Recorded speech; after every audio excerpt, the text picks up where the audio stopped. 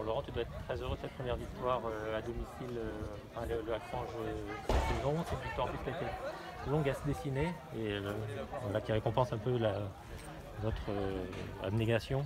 Vous avez été. Ouais, elle fait du bien, ouais, c'est un grand ouf de soulagement. Je pense que ce qui me plaît, c'est dans le contenu.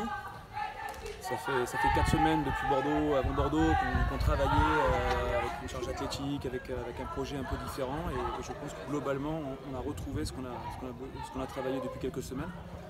Donc c'est ça qui me fait plaisir parce que c'est abouti, c'est pas incohérent du tout sur le match. Je pense que notre victoire a été longue à se dessiner, mais globalement elle est méritée. C'est vrai qu'il y a cette frayeur dans les 10 dernières minutes. C'est vrai que le dénouement est un peu particulier parce qu'on marque à la 93e, mais on prend, voilà, et c'est la réussite d'une action pendant une semaine, et rien que pour ça, c'est une très très belle chose, mais je suis soulagé pour le club. C'est pas terminé, il reste encore 2 matchs pour nous et 3 pour nos concurrents directs. L'objectif reste la 10e place et on va continuer à travailler pour obtenir des résultats. En plus, on a vu que tu avais fait des choix offensifs payants en remplaçant Rachel par Nina. Et voilà, que tu avais vraiment envie d'aller chercher la victoire, alors que ça pouvait effectivement basculer d'un côté comme de l'autre.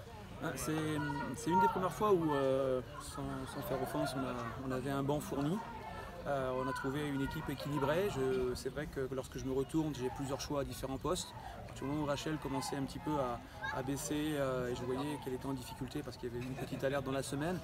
Je sais qu'Anaïs Dumont pouvait faire le travail, elle a glissé latéral, ça m'a permis de réajuster autrement. Et après, coaching gagnant, oui, effectivement, là on peut le dire, mais c'est secondaire pour moi. Ce qui m'intéresse, j'avais dit avant le match que la victoire pouvait venir de la profondeur du banc et de la qualité du banc et de l'attitude du banc quand il allait rentrer. Et je préfère ça à un coaching gagnant, ça pour moi c'est secondaire.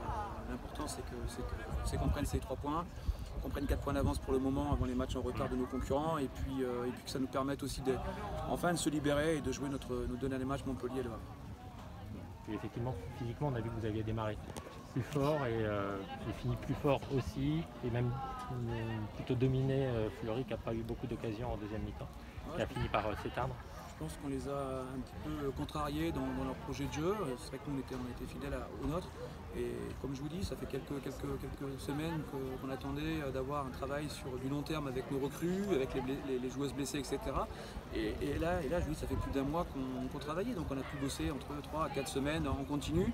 Elles ont pris des charges athlétiques. Et oui, quand je vois ce qu'on a été capable de faire, on n'a pas tout réussi évidemment, mais il y a quand même des choses intéressantes dans la conservation, dans les attitudes, dans le dédoublement, dans la projection, dans le fait de patienter, de gérer les temps forts, le temps faible. Voilà, j'ai vu des choses intéressantes. Je vais prendre le temps de le regarder parce qu'il y a l'émotion. Et puis on va essayer maintenant de corriger ce qu'il y a à corriger, mais de garder un petit peu cette philosophie de jeu qui nous a réussi aujourd'hui. Ça permettra d'aborder plus facilement effectivement le match notamment à Montpellier qui sera moins simple. Après, voilà, écoutez, chaque jour suffit sa peine. On est heureux de prendre ces 3 points contre Fleury qui reste une équipe intéressante avec un bel effectif. C'est vrai que pour nous, pour le staff, ça sera particulier d'aller à Montpellier, mais on ira avec les mêmes intentions. Et puis il y a le dernier match à la maison contre Le Havre. Et vous savez, quand on écrit un livre, c'est souvent les dernières pages qui nous permettent de prendre plaisir, etc. Donc il faut bien finir aussi. Donc on a 2 matchs et pour l'instant l'objectif n'est pas atteint. On doit être 10e. On s'est donné un petit bol d'air, c'est vrai, mais c'est pas terminé. On entend parler d'une D1 à 10 équipes finalement pour l'année prochaine, même s'il n'y a rien de fait. Qu'est-ce que ça t'inspire toi cette idée-là?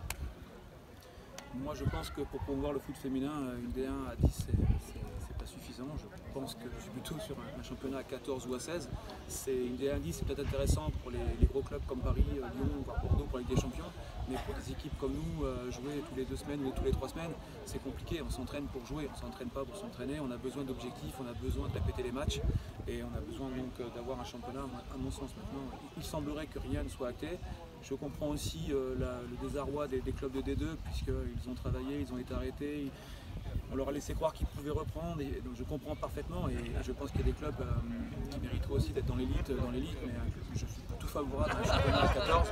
Et puis laissons à Fleury, à Soyaux et ces clubs comme les nôtres cette possibilité de s'exprimer parce que je pense que ça amène autre chose et un vent de fraîcheur aussi. Alors oui, des fois ça peut être compliqué comme à Paris, mais ça peut permettre aussi des fois de faire de belles opérations.